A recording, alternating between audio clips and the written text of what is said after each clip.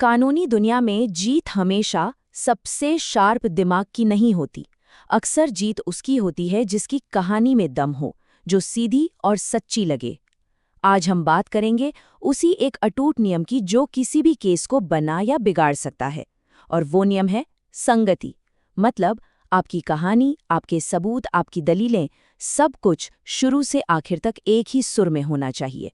तो नियमों की गहराई में जाने से पहले एक बहुत जरूरी सवाल, वो कौन सी एक ऐसी बड़ी गलती है जो अच्छे से अच्छे कानूनी मामले को भी डुबो देती है? सोचिए, जब सारे सबूत भी फेवर में हो तब भी केस हार जाते हैं। क्यों? जवाब आपको शायद हैरान कर दे, पर है बहुत सीधा। इसका जवाब है कहानी में कंसिस्टेंसी का ना होना। जरा सा भी अगर कहानी बदली तो समझ लीजिए जज के मन में शक का बीज पड़ गया। और ये शक फिर सिर्फ उस एक बात पर नहीं रहता, ये आपके कहे हर शब्द पर सवाल खड़ा कर देता है। और बस यही वो छोटी सी दरार होती है जो केस की पूरी इमारत को ढहा देती है। तो मतलब बात की जड़ ये है। देखिए, कोर्ट में भरोसा वो सिर्फ एक अच्छी बात नहीं, वो सब कुछ है। ये वो करेंसी है जिससे जीत खरीदी जाती है। अगर भरोसा नहीं तो सबसे मजबूत केस भी ताश के पत्तों की तरह ढह जाता है। और भरोसा बनता कैसे है?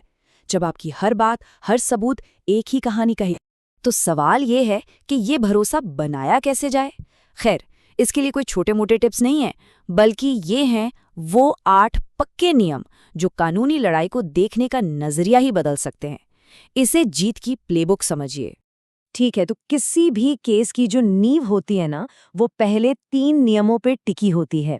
अगर ये नींव, ये फाउंडेशन मजबूत है तो आगे की इमारत अपने आप खड़ी रहेगी। तो चलिए सबसे पहले इन 3 सबसे जरूरी नियमों को देखते हैं। और ये तीनों कदम एक दूसरे से जुड़े हुए हैं, एक अच्छी तरह से तेल लगी मशीन की तरह काम करते हैं। मतलब पहले कहानी की एक रूपरेखा तैयार होती है, फिर उसी की सीमाओं में रहा जाता है, और आखिर में ये पक्का किया जाता है कि ये कहानी कभी बदले नहीं। पहला नियम, आपके प्लीडिंग्स यानी जो आपकी शुरुआती दलीलें होती हैं, वो कोर्ट के साथ एक तरह का कॉन्ट्रैक्ट है। आप एक वादा कर रहे हैं कि आपकी कहानी बस यही है। अब अगर यहाँ पर गोलमोल या कमजोर बातें लिखी तो समझिए आपने वो कॉन्ट्रैक्ट तोड़ दिया और आपकी क्रेडिबिलिटी, आपकी विश्वसनीयता वहीं खत्म। अब दूसरा नियम, ये एक लक्ष्मण रेखा की तरह है। और इस रेखा को पार करने का मतलब सिर्फ ये नहीं होता कि आपके सबूत को नजरअंदाज कर दिया जाएगा। नहीं, इसका असर इससे कहीं ज्यादा गहरा होता है। कोर्ट आपको एक ऐसे इंसान के तौर पर देखने लगता है जो भरोसे के लायक ही नहीं है, जो सच को तोड़ने मरोड़ने की कोशिश कर रहा है। और तीसरा नियम, कहानी एक सीधी सड़क की तरह होनी चाहिए। कोई घुमाव नहीं, कोई मोड़ नहीं। पहले डॉक्यूमेंट से लेकर आखिरी दलील तक मंजिल एक ही होनी चाहिए। कहानी में जरा सा भी बदलाव पूरे केस को पटरी से उतार सकता है। बिल्कुल। तो हमारी नींव तो अब चट्टान की तरह मजबूत हो गई। अब वक्त है उन दीवारों को खड़ा करने का जिन्हें कोई तोड़ न सके। और इसका मतलब है कि हर सबूत, हर गवाह और हर दस्तावेज, सब कुछ उस नींव के साथ एकदम मिलना चाहिए। आपका जो एफिडेविट होता है, जो शपथ पत्र होता है, उससे आपकी दलीलों का आईना होना चाहिए, एकदम साफ। और हाँ, तथ्यों को सुधारने की जो कोशिश होती है ना, वो एक टूटे हुए आईने को जोड़ने जैसी है। दरारें तो रही जाएंगी और वो सबको दिखाई देंगी। ये स्टेप बहुत बहुत जरूरी है। यहाँ एक जासूस की तरह काम करना पड़ता है। एक बात हमेशा याद रखनी चाहिए, विरोधी वकील भी ठीक इन्हीं दरारों को ढूंढ रहा होता है, तो उनसे पहले इन दरारों को ढूंढकर भरना होगा। और डॉक्यूमेंट का क्या? उनके लिए एक सीधा सा नियम है, 3 बातों का ध्यान रखें। वो रेलेवेंट होने चाहिए, कहानी से जुड़े होने चाहिए, और हाँ, सरप्राइज सबूत जैसी कोई चीज नहीं होती। हर दस्तावेज आपकी कहानी की पहेली का एक ऐसा टुकड़ा होना चाहिए जो एकदम फिट बैठे। अगर एक भी टुकड़ा फिट नहीं हुआ तो वो पूरी तस्वीर को ही बिगाड़ देगा। ये एक क्लासिक जाल है जिसमें अक्सर लोग फंस जाते हैं। विरोधी वकील सिर्फ सुन नहीं रहा होता, वो इंतजार कर रहा होता है कि कब गवाह कहानी से जरा सा भी बाहर कुछ बोले।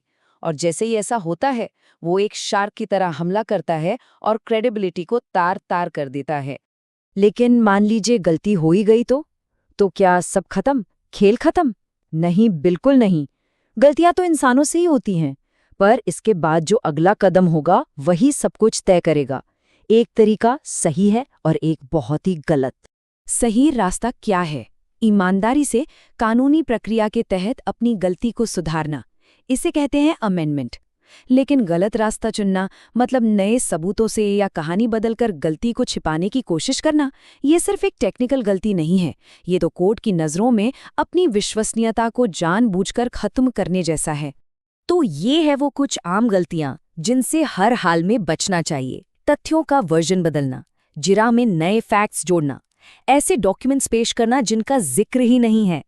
देखिए, ये गलतियां सिर्फ ठोकर खाकर गिरने जैसी नहीं है, ये तो जानबूझकर खाई में कूदने जैसा है, जो केस को सीधे हार की तरफ ले जाता है। तो इन सारे नियमों को समझने के बाद अब आते हैं सबसे अहम सवाल पर। आखिर क्यों कंसिस्टेंसी ही कोर्टरूम में सबसे बड़ा और सबसे शक्तिशाली हथियार है? क्योंकि इसका जो इनाम मिलता है वो बहुत बड़ा है। जरा सोचिए, एक ऐसा जज है जो आपकी हर बात पर यकीन करता है। सामने एक विरोधी वकील है जिसे आपकी कहानी में कोई भी कमी, कोई भी छेद नहीं मिल रहा, और आपका जो विरोधी है वो खुद आपके ही बिछाए इस कंसिस्टेंट जाल में फंस चुका है। यही है संगति की असली ताकत। और जब सब कुछ सही होता है तो कोर्ट में ये लाइन सुनने को मिलती है, सबूत पूरी तरह से प्लीडिंग्स के अनुरूप है और पार्टी द्वारा स्थापित मामले से परे नहीं जाता है। ये वो शब्द हैं जिन्हें सुनने का सपना हर वकील देखता है। ये इस बात का सबूत है कि काम बिल्कुल सही हुआ है। ये सिर्फ एक वाक्य नहीं, ये जीत का ऐलान है। और आखिर में एक सवाल जिसके बारे में सोचना चाहिए, अदालत में क्या सबसे जबरदस्त कहानी वो होती है जो सबसे सच्ची हो, या वो जो बस सबसे ज्यादा कंसिस्टेंट हो, सबसे भरोसेमंद लगे? इसका जवाब शायद आपको हैरान कर दे और न्याय व्यवस्था को देखने का नजरिया भी हमेशा के लिए बदल सकता है।